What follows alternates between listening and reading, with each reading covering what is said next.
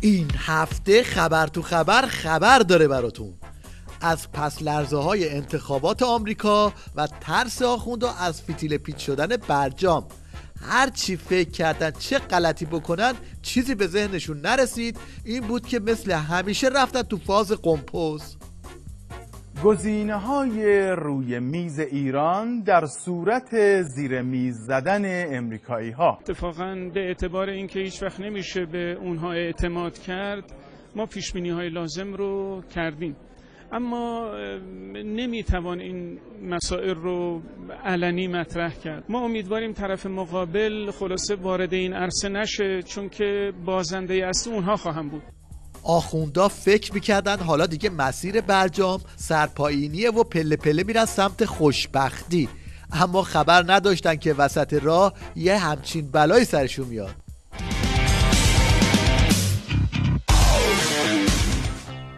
یکی از بزبیاری های عظما تو هفته قبل رو شدن دزدی 1000 میلیاردی دراکولای نظام یعنی مقصادق لاریجانی بود که بعد بلای سر آخونده آورد. بعدم وزیر اقتصاد شیخ فری رو آوردن توی تیوریش تا ماستمالی کنه.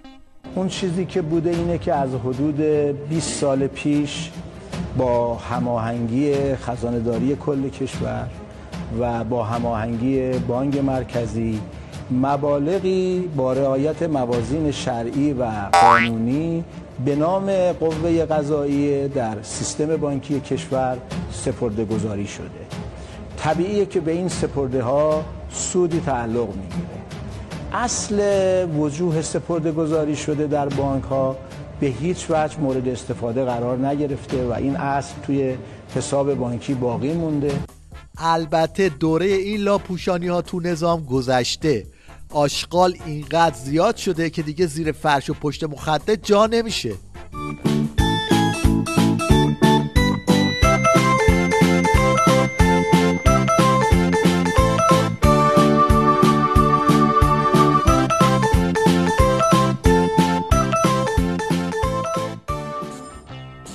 خلاصه این که ماستمالیزاسیون وزیر اقتصاد بدتر کار رو خراب کرد و نماینده‌ای که بند رو آب داده بود 2 تا دیگه گذاشت روش و تحویل عظما داد.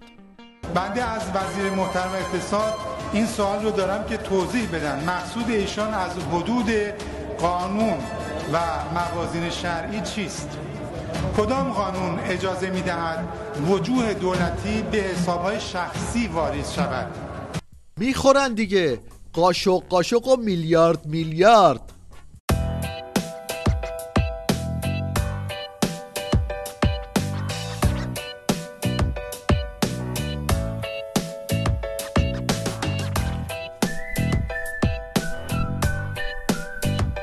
اینجا همون جاییه که عظما منقل لازم میشه و بسیجی ها رو جمع میکنه دور عباش تا به زبون معکوس بگه بدبختا بجنبید که هممون تو بنبست گیر کردیم.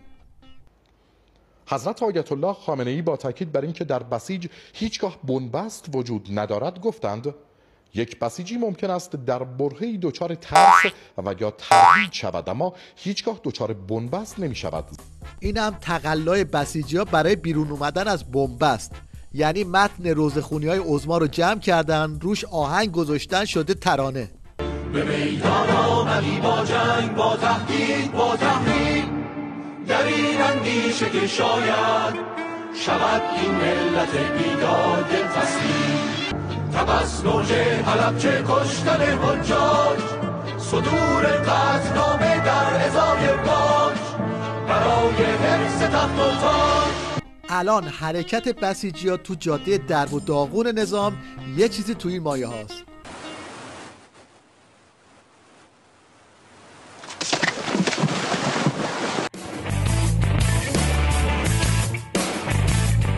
حالا این شما و این سرتشتک بسیجی‌های نظام که به سنگ پا گفته زکی.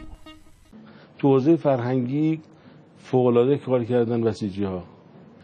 یه سری کارهای خب ما سازمانی از مرکز از پایگاه ها میخوایم اونا انجام میدن، خیلی از کارها رو خودجوش انجام میدن.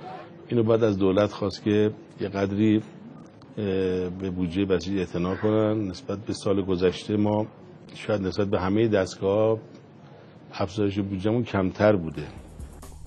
این هم یه پیشنهاد سازنده از گندلات بسیجیات در راستای اقتصاد مقاومتی. میگه کشور با کمبود آخوند مواجهه، بریم تو خط تولید انبوه. بیشتر از نیمی از مساجدمون روحانی و امام جماعت ندارن کشور. این کمبودی که وجود داره، مدرسه ها اضافه شدن، دانشگاه اضافه شدن، حوزه‌های علمیه کشور به متناسب با اون اضافه نشدن. این انتقادی که ما هم داریم. ما چقدر الان فارغ التحصیل داریم میدیم به جامعه که نیاز نداریم. بعضی رشته‌ها بسیار زیاد فارغ التحصیلای بیکار دارن. و وقتی ما روحانی نیاز داریم و میطلبه، مدرسه میطلبه، دانشگاه میطلبه، مسجد میطلبه که روحانی داشته باشه، چرا ما برای تربیت روحانی کم بذاریم؟ صحبت از اقتصاد مقاومتی شد. حالا 2 کلمه هم از این سربافالای پاسدار بشنوید که تازه داره پنبه‌دونه‌های پارسال خامنه رو میجوه. تنها راه برداشتن تحریم ها تقویت بنیه اقتصاد ملی است، بی اثر سازی تحریم هاست. این هم چند شعار کوبنده در راستای بی اثر سازی تحریم ها.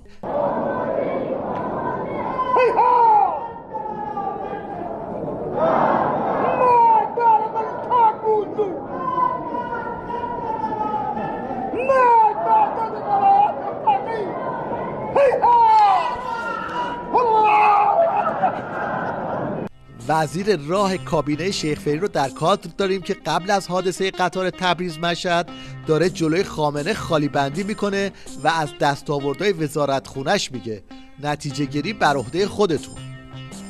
یعنی با یک سرمایه گذاری بسیار کم در واقع ظرفیت همین تهران مشهد امکان اعزام پذیرشش به بیش از 200% افزایش پیدا کرد. این در واقع مصداق اتم همین بحث‌های دانش بنیان و اقتصاد مقاومتی هستش.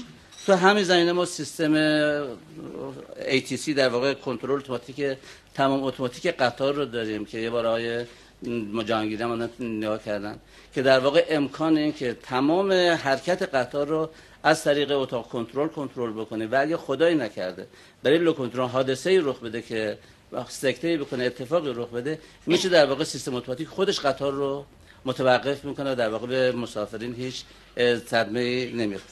وقتی ولی فقیه هنگ میکنه و آب روغن قاطی میکنه، اون وقت بی خیال همه چی میشه و میره تو کار لغت سازی. یکی نیست بگه آخه تو رو چه به این کارا، توپولیتو توی چای حل کن تو. من اصرار دارم این کلمه اتاق فکر را که فرنگی‌ها میگن به کار نبرم. اتاق فکر یه تعبیر فرنگی است. میان آقایون مینشینن کلمات فرنگی رو تبدیل میکنن به ترجمه تحت اللفظی فارسی، همونا رو هی به کار میبرن با افتخار. نه، ما خودمون زبون داریم، واژه سازی کنیم دیگه. هیئت‌های اندیشه ورز، این از اتاق فکر خیلی گویاتر هم هست. این حجت الاسلام قناری هم دیده تو روزخونی پول نیست، چشم علم الهدی رو دور دیده و یه دهن اومده. جان منم جهان من، جان منم جهان من، روی سپید تو شده است، عاقبتم چنین شود. حالا یه جوک آنتیک، یعنی خیلی کسی این رو ببینه و نخنده. اونچنان رونق اقتصادی ایجاد بکنه و اونچنان مردم رو از لحاظ درآمد سرشار بتونن در اختیارشون قرار بگیره، اصلا به این 45,000 تومان خودشون نیاز نداشته باشن. این آخونده تو فروشگاه همین حرفای شیخ فری رو به صورت تصویری بازسازی کرده، یعنی میگه هی داریم عقب میریم.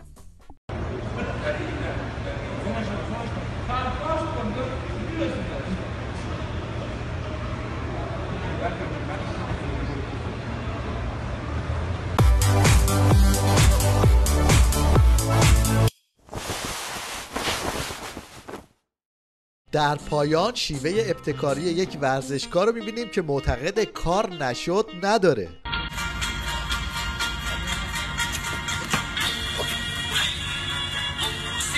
Ha ha ha!